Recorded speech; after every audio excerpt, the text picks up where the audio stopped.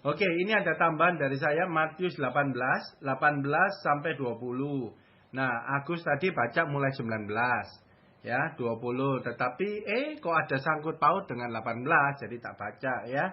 18, aku berkata kepadamu, sesungguhnya apa yang kamu ikat di dunia ini akan terikat di surga. Dan apa yang kamu lepaskan di dunia ini akan terlepas di surga. 19, dan lagi aku berkata kepadamu, jika dua orang daripadamu di dunia ini sepakat meminta apapun juga, permintaan mereka itu akan dikabulkan oleh Bapakku yang di surga. 20, sebab di mana dua atau tiga orang berkumpul dalam namaku, di situ aku ada di tengah-tengah mereka. Nah, saya mau tambahkan yang ayat ini aja perikopnya ya. Jadi tidak melebar ya, yang ini aja. Jadi begini. Ini ceritanya ayatnya itu ayat Komsel. Ya, kenapa? Diomong ayat 19. Dua orang daripadamu di dunia ini. Ini berbicara orang-orang yang ngumpul di dunia. Di dunia nih, di bumi sekarang. Ya. Nah, ayat 20-nya ditulis, ngumpulnya bukan sembarang ngumpul. Ngumpul dalam namaku. Nah, kalau di dunia itu harus ada punya kumpulan yang pakai nama Tuhan Yesus. Artinya kumpulan Kristen, artinya kumpulan iman yang benar-benar beriman. Karena ditulis dalam namaku. Jadi bukan Kristen KTP, bukan Kristen kedagingan ngumpul. Biasanya roh itu ngumpul. Roh nggak bisa nyebrang-nyebrang. Karena perbedaan keinginan, jadi nggak bisa ngumpul. Kristen kedagingan sama yang Kristen rohani nggak bisa ngumpul. Gitu ya, biasanya gitu. Nah, ini Tuhan sudah ngomong. Di dunia ini, orang Kristen harus punya kumpulan. Makanya ini ayat Komsel. Saya kaget begitu baca. Kok dapatnya seperti itu saya ya. Nah, jadi adalah berbahaya jika hidup orang Kristen rohani yang benar-benar hidup di dunia tidak punya kumpulan yang sehat, yang beriman, yang dalam namaku, yang benar-benar iman, benar-benar cari Tuhan. Nah, ini ayatnya ya. Oke, kita lanjut lagi. Nah, ini ada tulisan lagi sepakat. Ini kan penting sekali ya. Sudah kumpul. Nah, yang kumpul itu sepakat. Sambungannya kan begitu ya. Nah, yang kumpul itu sepakat. Nah, kita lihat ini, kita belajar. Ya. Sepakat kalau saya tadi lihat-lihat pakai bahasa Inggrisnya King James ya. Dia ngomongnya agree. Ya, agree, setuju. Tapi saya lihat bahasa aslinya sepakat itu sumponeo, kayak sumpah gitu ya. Sumponeo, mungkin sumpah itu diambil dari kata Ibrani sumponeo asalnya mungkin ya. Nah, itu sepakatnya pakai kata itu. Nah, dan sumponeo itu mempunyai 3 atau 4 arti kata. Ya, bisa dijadiin nada satu jalan, tapi ini 4 arti kata. Ini yang perlu kita perhatikan, sepakatnya ini apa hidup di dunia. Itu harus kita perhatikan. Sepakatnya itu apa yang dimaksud Tuhan. Ini kuncinya. Kalau ini tidak tertafsir dengan benar, maka kita bisa salah jalan. Ya. Nah, sepakatnya di sini yang pertama artinya to be harmonious. To be harmonious.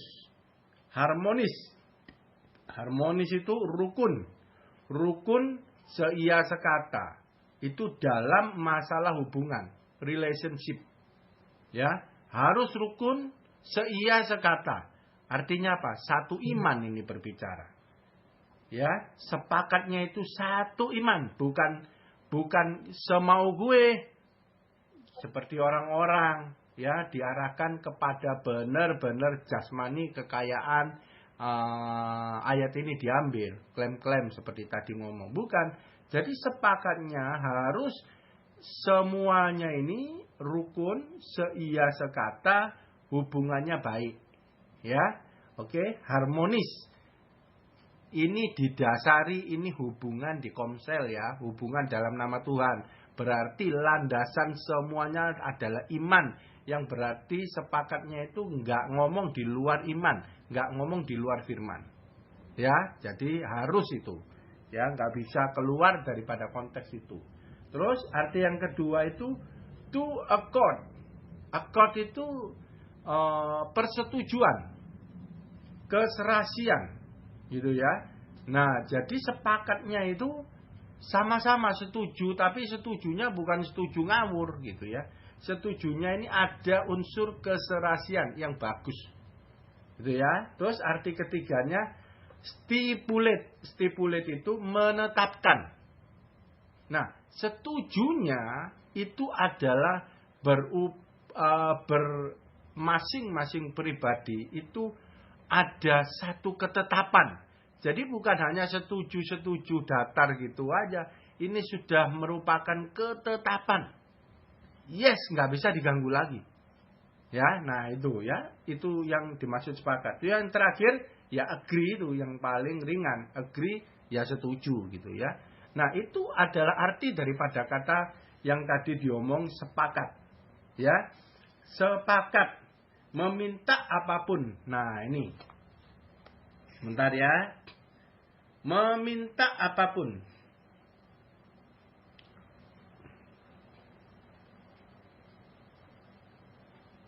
Nih. Sebab sebentar ya.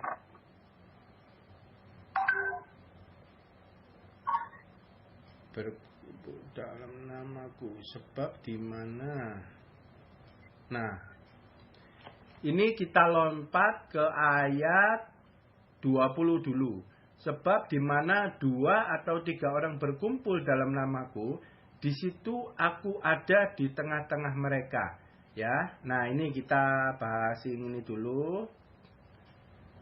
Sebab di mana 2 orang 3 orang berkumpul dalam namaku, di situ aku ada di tengah-tengah mereka. Nah, ini maksudnya berkumpul dalam namaku itu tulisan bahasa Inggrisnya yang berkumpul itu gathered together.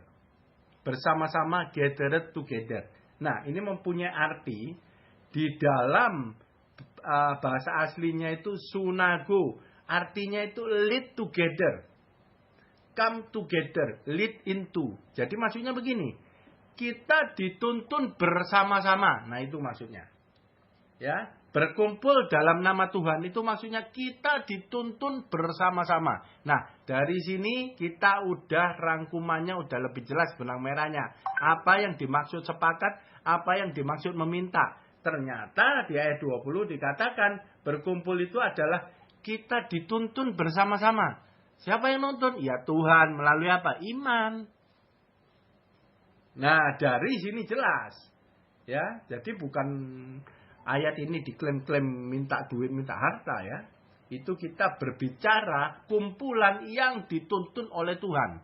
Bersama-sama dan sepakat terhadap tuntunan Tuhan itu.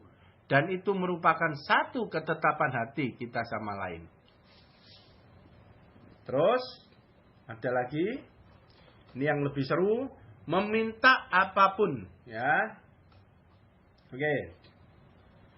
Meminta apapun. Nah, ini ayat Tuhan ngomong meminta. Ya. Berarti benar-benar kita ada kebutuhan. Tuhan sediakan. Dan Tuhan suruh minta. Ya. Dan ini tidak sembarangan.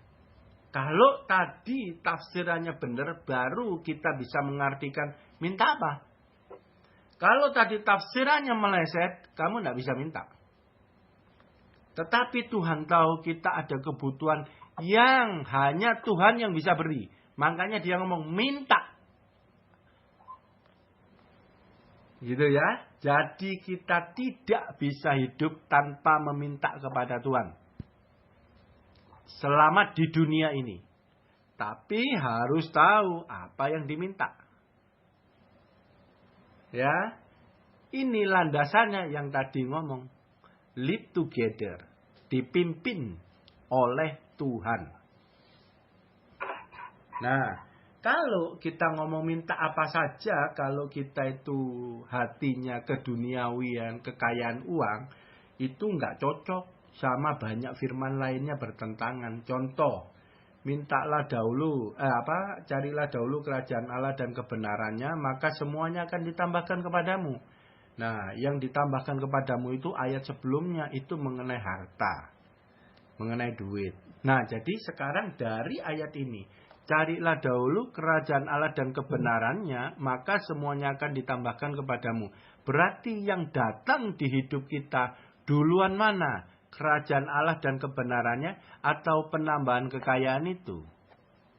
Dari ayat itu, ini bertentangan. Jadi Tuhan mau yang dahulu datang di hidup kita, kerajaan Allah dan kebenaran, yaitu rema, yaitu firman itu, yaitu material daripada iman, yaitu kita harus punya iman dulu, baru penambahan datang belakangan. Karena iman itu wadah, supaya penambahan terjadi dan kita tidak terhilang.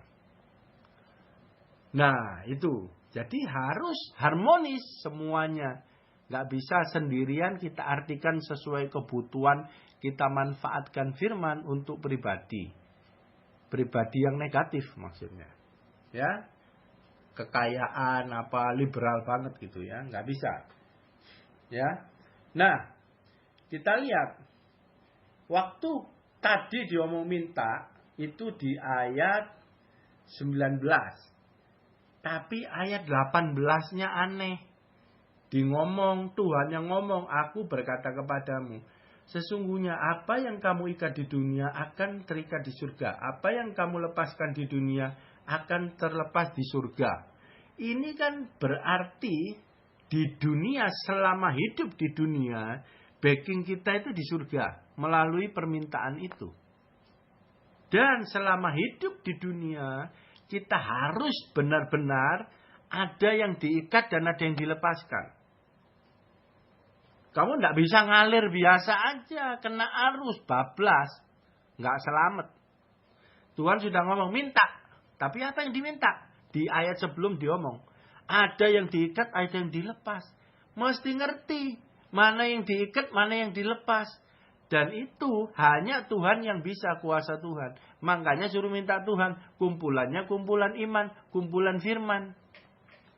Tapi selama hidup di dunia, kita harus benar-benar bisa mengikat dan tidak lepas yang harusnya diikat.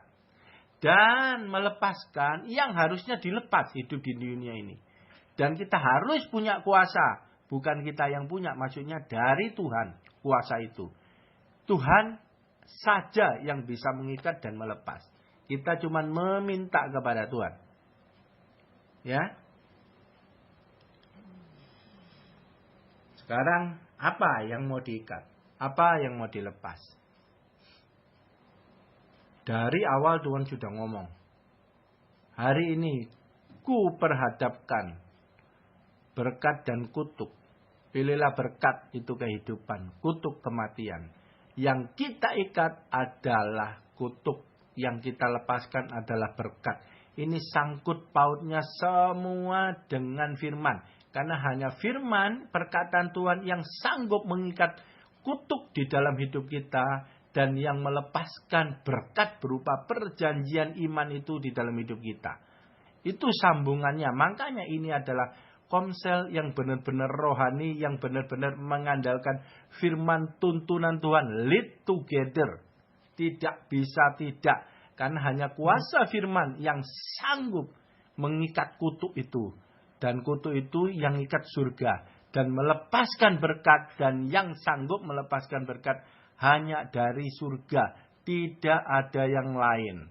Oleh firman itu. Begitu firman Tuhan bilang.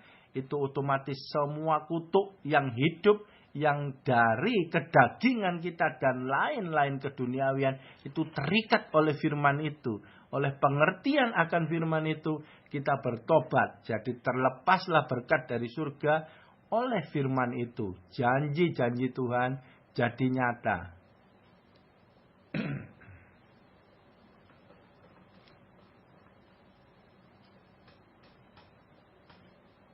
Nah, sekarang Meminta apapun. Nah, udah terjawab deh. Ya. Udah terjawab sekarang.